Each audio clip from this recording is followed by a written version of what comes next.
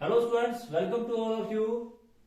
For today's topic is accounting ratio, class plus 2, chapter number 6, जिसके अंदर आज हम प्रैक्टिकल पोर्शन करेंगे और इसका थ्योरेटिकल पोर्शन प्रैक्टिकल पोर्शन करने से पहले किस प्रकार से इसके अकाउंटिंग रेशियो के प्रैक्टिकल क्वेश्चन किए जाएंगे और कौन कौन से पेपर में आपको आते हैं, किस प्रकार से इसको करते हैं। तो liquidity ratio means short term solvency ratio, the ratio which tells you about the short term financial position of the business. एक प्रकार का ऐसा रेशियो जो व्यवसाय की अल्पकालीन वित्तीय स्थिति के बारे में आपको अवगत करवाता है, उसे आप लिक्विडिटी रेशियो या शॉर्ट टर्म सॉल्वेंसी रेशियो की संज्ञा देते हैं। तो liquidity ratio is also called short term solvency ratio. तो एक रेशियो एक प्रकार का ऐसा रेशियो जो व्यवसाय की अल्पकालीन वित्तीय स्थिति के बारे में आपको बताता है। जैसे आप लोगों को बताया था कि मॉडर्न क्लासिफिकेशन के अनुसार रेशियो को 4 भागों में बांटा जाता है। नंबर 1 लिक्विडिटी रेशियो, नंबर 2 जो आपका था वो solvency ratio, number 3 turnover activity और performance ratio and fourth one is profitability ratio. तो बात करते हैं लिक्विडिटी रेशियो की। तो लिक्विडिटी से आप क्या समझते हैं, what do mean by liquidity? Liquidity आप सभी जानते हैं is the ability of firm to pay its current liability. It is very much clear here कि लिक्विडिटी रेशियो के द्वारा आप ये जानना चाहते हैं कि व्यवसाय की अल्पकालीन वित्तीय स्थिति क्या है, और इस रेशियो के द्वारा आप सबसे ज्यादा इस बात को जानना चाहते हैं कि व्यवसाय की जो आपके करंट एसेट है वो करंट लायबिलिटी का भुगतान करने में समर्थ है या नहीं है। क्योंकि you want to know the ability from current resources to pay their current liability. आप अपनी उस एबिलिटी को जानना चाहते हैं कि अपने करंट रिसोर्सेज से, मतलब अपनी करंट एसेट से आप करंट लायबिलिटी का भुगतान करने में समर्थ है या नहीं है। जितने ज्यादा बिजनेस के अंदर करंट एसेट होते हैं उतनी बिजनेस की शॉर्ट टर्म फाइनेंशियल पोजीशन जो है अच्छी मानी जाती है। दैट मीन्स दूसरे शब्दों में हम ये बोल सकते हैं कि ability to pay their current liability, कि आपकी करंट लायबिलिटी का भुगतान करने में इसकी जो क्षमता है वो बहुत अच्छी है। लिक्विडिटी रेशियो को 2 भागों में बांटा जाता है। नंबर 1 करंट रेशियो और number 2 quick ratio. Current ratio और क्विक रेशियो इसको 2 भागों में हम बांटते हैं। Current ratio is also called working capital ratio and quick ratio is also called liquid ratio और एसिड असेट टेस्ट रेशियो। इस प्रकार से जो है इसको नाम दिए जाते हैं, सब्स्टिट्यूट नेम दिए जाते हैं। तो बात करते हैं लिक्विडिटी रेशियो की, सॉरी करंट रेशियो की। तो what do mean by current ratio? Current ratio से आप क्या समझते हैं? Current ratio is the relationship between current asset upon current liability. The ratio which show the relationship between current asset and current liability is called current ratio. तो एक प्रकार का ऐसा रेशियो जो करंट एसेट और करंट लायबिलिटी के बीच में relation स्थापित करता है, उसे आप करंट रेशियो की संज्ञा देते हैं। इसका फार्मूला होता है current ratio is equal to current asset upon current liability. इस बात का ध्यान रखें आप कि जो करंट रेशियो है ये व्यवसाय के लिए फेवरेबल माना जाता है यदि ये higher is the ratio favourable more favourable माना जाता है। जब आप करंट रेशियो को यूज करते हैं तो आप सबसे पहले आपको पता होना चाहिए कि what do mean by current asset. Current asset are those asset which are converted into cash within an accounting period. एक प्रकार का ऐसा संपत्ति जिसे 1 वर्ष की अवधि के अंदर जो है वो करंट एसेट यानी कैश में कन्वर्ट किया जा सकता है, उसे आप करंट एसेट की संख्या देते हैं। तो current asset are those asset which are converted into cash within year. ऐसी बहुमूल्य संपत्तियां जिन्हें 1 वर्ष की अवधि के अंदर जो है कैश में कन्वर्ट किया जाता है, अकाउंटिंग पीरियड के अंदर जो है कैश में कन्वर्ट किया जाता है, उसे आप करंट एसेट की संख्या देते हैं। And what are the example? Formula लगाने से पहले आपको यह पता होना चाहिए कि करंट एसेट के अंदर कौन कौन सी आइटम आती हैं। फार्मूला तो आपको याद होना ही चाहिए। That is very simple, that is current asset upon current liability and that the ratio which show the relationship between current asset and current liability is also called current ratio. That is also called working capital ratio. तो आप लोगों को ये सारी बातें पता होने के बाद आपको पता होना चाहिए कि करंट एसेट के अंदर what are the item include in the current asset. Current asset include cash in hand, cash at bank, bill receivable, sundry debtor, prepaid expenses, marketable security, short term investment, short term and loan, short term loan advance which is taken, जो आप लोगों ने given है, जो आपने दिया है, ध्यान रखना टेकन नहीं, टेकन इज ए लायबिलिटी, तो शॉर्ट टर्म होना चाहिए, और एक्रूड इनकम। ये सारी की सारी आइटमें यदि आपको पता है तो आपको पता है भी करंट एसेट के अंदर ये आइटमें होती हैं। यदि ये आइटमें दी हैं तो आपने वही आइटमें लेनी है जो करंट एसेट की आइटमें है। एक बार फिर रिपीट करा, cash in hand, cash at bank, bill receivable, sundry debtor, short term investment, marketable security, इसी के साथ साथ एक्रूड इनकम और प्रीपेड एक्सपेंसेस और स्टॉक को इसके अंदर शामिल किया जाता है। स्टॉक, ध्यान रखें छोटी छोटी बातें जो आपको थियोरिटिकल पोर्शन में बिल्कुल ध्यान में होनी चाहिए। सनी डेटर्स के साथ यदि कोई प्रोविजन दिया उसको लेस करना है, जैसे provision for doubtful debt, bad debts या डिस्काउंट ऑन डेटर।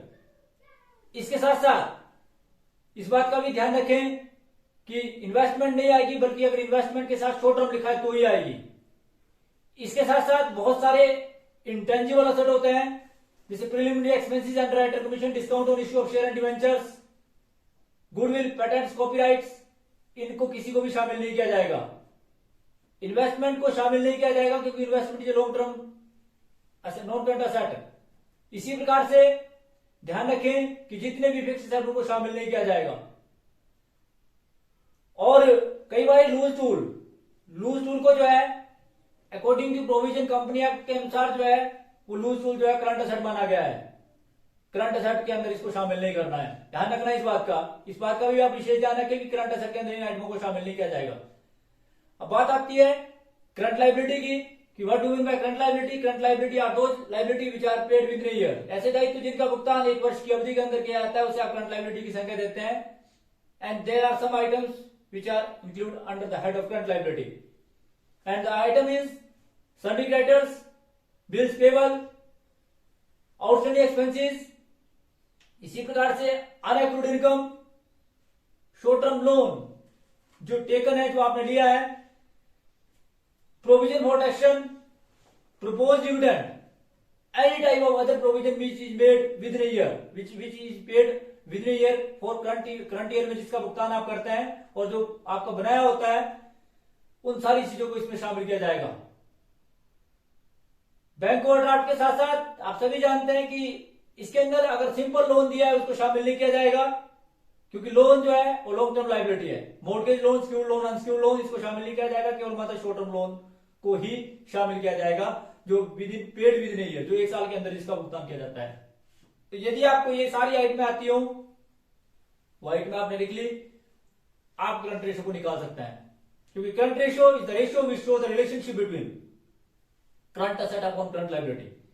फार्मूला आपको पता है कि करंट असेट ये है, करंट लायबिलिटी ये है, करंट असेट को जोड़ दो, करंट लायबिलिटी को जोड़ दो, करंट असेट की आइटम को करंट लायबिलिटी से डिवाइड कर दो। ये रेशियो हमेशा प्रोपोर्शनेट में आता है। आप लोगों को बताया था कि रेशियो को निकालने की चार मेथड है, जिसमें 3 मेथड जो आपके +2 के अनुसार बड़े इंपॉर्टेंट है, जिसमें आप लोगों को बताया था परसेंटेज मेथड, रेट मेथड और प्रोपोर्शनेट मेथड। परसेंटेज मेथड में 100 से मल्टीप्लाई करते हैं, रेट में आप डिवाइड करते हैं संख्या को, दूसरी टाइम्स में आंसर आता है, और प्रोपोर्शनेट में अनुपात में आता है। तो इसका आंसर हमेशा अनुपात में आएगा, ध्यान रखना इस बात का। प्रोपोर्शनेट में आएगा करंट रेशियो, चाहे वो क्विक रेशियो है। तो जो शॉर्ट टर्म सोल्वेंसी रेशियो है या आपका लिक्विडिटी रेशियो है, इसका आंसर हमेशा प्रोपोर्शनेट में आएगा। इस बात का आप विशेष ध्यान रखें, क्योंकि प्रोपोर्शनेट में लिखना जरूरी है, ध्यान रखना इस बात का। इस बात पे फोकस किया जाता है कि आपको ये पता होना चाहिए कि ये प्रोपोर्शनेट में इसका आंसर आएगा और उसमें ये लिखना है आपने। उसके बाद कि कौन कौन सी बातों को आप ध्यान रखेंगे, what are the points you will be remember, ये भी आपको बता दिया। उसके बाद इसका फेयर रेशियो जो होता है वो 2:1 होता है। 2:1 का मतलब है कि करंट असेट करंट लायबिलिटी के दुगने होने चाहिए। If current asset are 2 times of current liability, that means कि यदि करंट असेट करंट लायबिलिटी के दुगने हैं, ये समझा जाता है कि व्यवसाय की शॉर्ट टर्म फाइनेंशियल पोजीशन जो है सेटिस्फैक्टरी है, अच्छी है, गुड है। दूसरे शब्दों में आप बोल सकते हैं क्योंकि हमारे करंट असेट करंट लायबिलिटी से दुगने हैं। More is the ratio, higher is the ratio, better financial position of short term financial position of the business. कि अगर ये रेशियो जितना अधिक आता है उतना व्यवसाय की अल्पकालीन वित्तीय स्थिति उतनी अच्छी मानी जाती है। इसका आदर्श अनुपात 2:1 है। 2:1 से कम है, short term financial position satisfactory नहीं है। 2:1 है, सेटिस्फैक्टरी है। 2:1 से अधिक है तो अच्छी है, बहुत अच्छी मानी जाती है।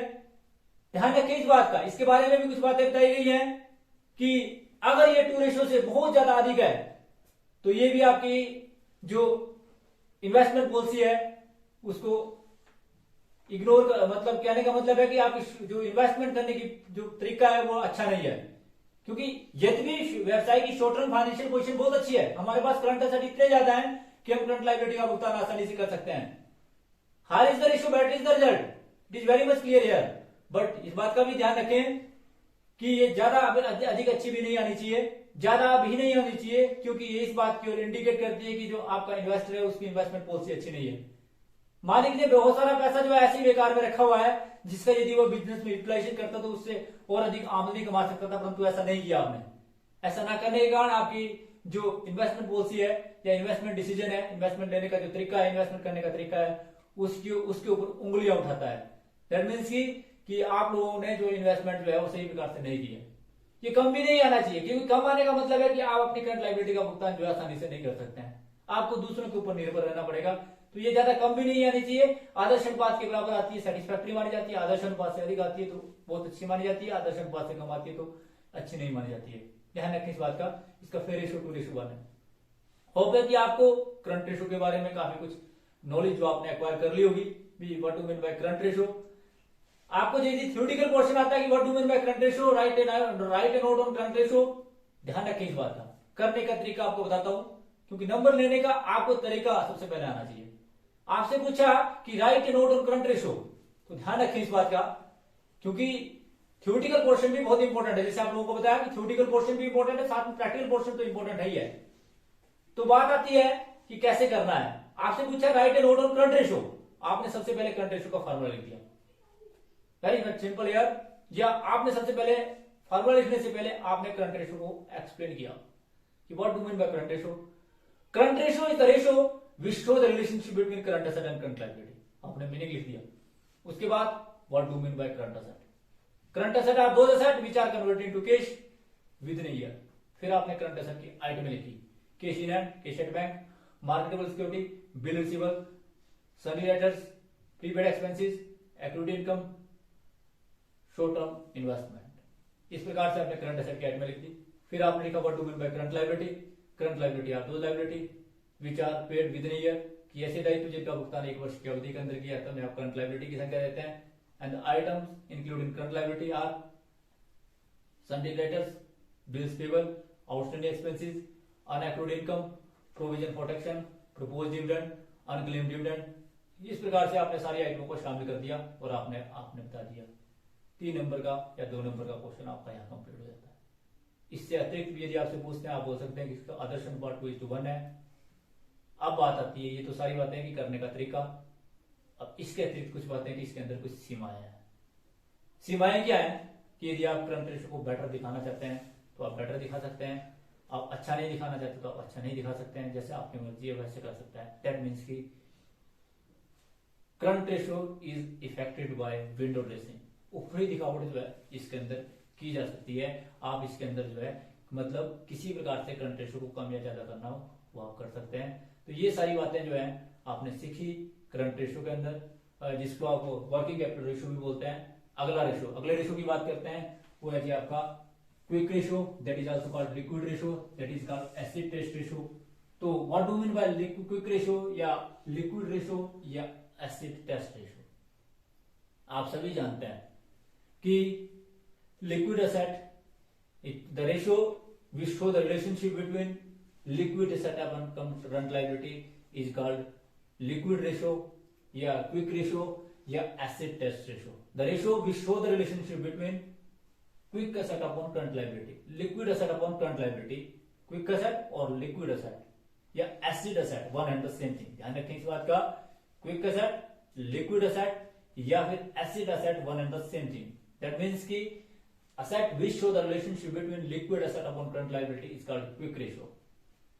इस बात का ध्यान रखें कि करंट रेशियो के अंदर जो करंट एसेट है अब है लिक्विड एसेट है। लिक्विड एसेट के अंदर स्टॉक और प्रीपेड एक्सपेंसेस को शामिल नहीं किया जाता। ध्यान रखें कि what do mean by liquid asset. Liquid asset are those asset which are converted into cash within a very short period of time. कि ऐसी संपत्तियां जिन्हें अल्प अवधि में जो है कैश में कन्वर्ट किया जा सकता है उसे आप लिक्विड एसेट की संख्या देते हैं। और लिक्विड एसेट में कौन कौन सी चीजें शामिल होती हैं, स्टॉक और प्रीपेड एक्सपेंसेस को छोड़कर करंट एसेट की सारी item. That means stock and prepaid expenses are not include in liquid asset. That means की the items cash in hand, cash at bank, sundry letters, bill receiver, short term marketable securities, accrued income, ये आइटमें जो है किसके अंदर शामिल होती है जी, लिक्विड एसेट के अंदर। और करंट लायबिलिटी की आइटम आपको पहले बताई यहां पर भी करने का तरीका वही कि पहले आपने फार्मूला लिखा, पहले आपने मीनिंग लिखा, फिर फार्मूला, और फिर उसके बाद लिक्विड एसेट को एक्सप्लेन किया। फिर करंट लायबिलिटी से आप क्या समझते हैं, करंट लायबिलिटी को आपको बताया कि current liability are those liability which are paid within year, ऐसे दायित्व जिनका भुगतान एक वर्ष की अवधि के अंदर किया जाता है, उन्हें करंट लायबिलिटी की संज्ञा दी जाती है। और वह करंट लायबिलिटी कौन कौन सी है, जैसे आपको बताया sundry creditors, bills payable, outstanding expenses, provision protection, propose dividend, unclaim dividend, unaccrued income. ये सारी आइटमें आपने एक बार याद कर ली तो आप लोगों को बार बार ज्यादा टेंशन की कोई बात नहीं है। रेपिटेशन इसलिए की जाती है ताकि आपको याद हो जाए। तो इस प्रकार से ये कहा जाता है कि लिक्विड इसके बीच में रिलेशन स्थापित किया जाता है। ध्यान रखें इस बात का, लिक्विड एसेट को निकालना बहुत इंपॉर्टेंट है। लिक्विड एसेट में यदि आपके पास करंट एसेट दिए हैं तो स्टॉक और प्रीपेड एक्सपेंसेस को घटा दो, और घटाने के बाद जो आपके पास आता है वो लिक्विड एसेट होता है। इसका आदर्श अनुपात 1:1 होता है। 1:1 का मतलब है कि यदि लिक्विड एसेट करंट लायबिलिटी के बराबर है तो व्यवसाय की शॉर्ट टर्म फाइनेंशियल पोजीशन जो है सेटिस्फैक्टरी है। दैट मींस कि व्यवसाय की शॉर्ट टर्म फाइनेंशियल पोजीशन जो है वो ठीक है। और ये यदि अधिक आते हैं तो अच्छी मानी जाती है। More higher is the ratio, more favourable result, lower is the ratio, that means कि it indicate that the short term financial position of the business is not good. तो इस प्रकार से आप लोगों ने करंट रेशियो और लिक्विड रेशियो इसके बारे में बड़ा डिटेल में पढ़ा कि what do mean by current ratio and what do mean by liquid ratio या क्विक रेशियो। तो जिसमें लिक्विडिटी रेशियो से आपने देखे कि ये दो प्रकार से व्यवसाय की अल्पकालीन वित्तीय स्थिति को जानने के जो है ये रिसोर्सेज माने जाते हैं, और इन रिसोर्सेज के द्वारा आप व्यवसाय की अल्पकालीन वित्तीय स्थिति का एनालिसिस एंड इंटरप्रिटेशन करते हैं। और you have to compare the firm with another firm, ये अपनी फर्म का दूसरी फर्म के साथ कंपैरिजन करते हैं, जिसके आधार पर आप वित्तीय विवरणों का विश्लेषण करते हैं। इसके हम प्रैक्टिकल पोर्शन करेंगे अगली वीडियो के अंदर, और जिसके अंदर आप ये देखेंगे कि किस प्रकार से करंट रेशियो को निकाला जाएगा, किस प्रकार से क्विक रेशियो को निकाला जाएगा और कैसे इसको करना है। बड़ा इंपॉर्टेंट बात है कि जब आप प्रैक्टिकल क्वेश्चन करते हैं, कई बार हमारे को प्रैक्टिकल भी आता है, हम क्वेश्चन को करने का तरीका जो है बड़ा गलत अपना देते हैं। तो फोकस करना है थियोरेटिकल पोर्शन के बाद कि प्रैक्टिकल पोर्शन को किस प्रकार से अटेम्प्ट करते हैं और किस प्रकार से करने का तरीका है, क्या चीज आपसे पूछा है, क्या चीज आपके पास गिवन है, गिवन चीजों को कैसे लिखना है, और जो चीजें आपके पास जिन चीजों को आपने कैलकुलेट करना है उस पर आपने कैसे फोकस करना है, इट इज वेरी नेसेसरी। और इस प्रकार को कैसे इसको करते हैं, करने के तरीके को यदि आपने एक बार अडॉप्ट कर लिया, आइटमों को आपको बताया, तो आप लोगों को किसी भी क्वेश्चन को करने में कोई भी समस्या का सामना नहीं करना पड़ेगा। तो करने का तरीका आपको अगले वीडियो के अंदर किस प्रकार से इसका प्रैक्टिकल क्वेश्चन करेंगे, आपको प्रैक्टिकल बारी बारी से प्रैक्टिकल क्वेश्चन कराए जाएंगे। तो thanks for watching the video, please like, comment and subscribe my channel. Thank you.